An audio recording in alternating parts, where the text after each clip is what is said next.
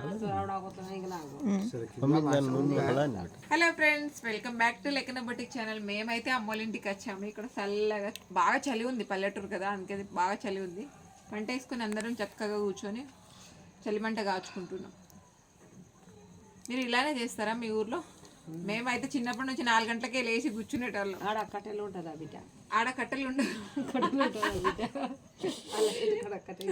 మనకి గుట్ట రాజా కట్టెలు ఉంటాయి.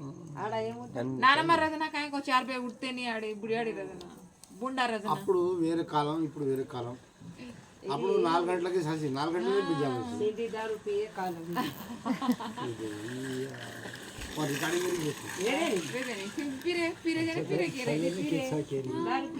खाना करे बोटी करे संक्रांति पंడుగ करे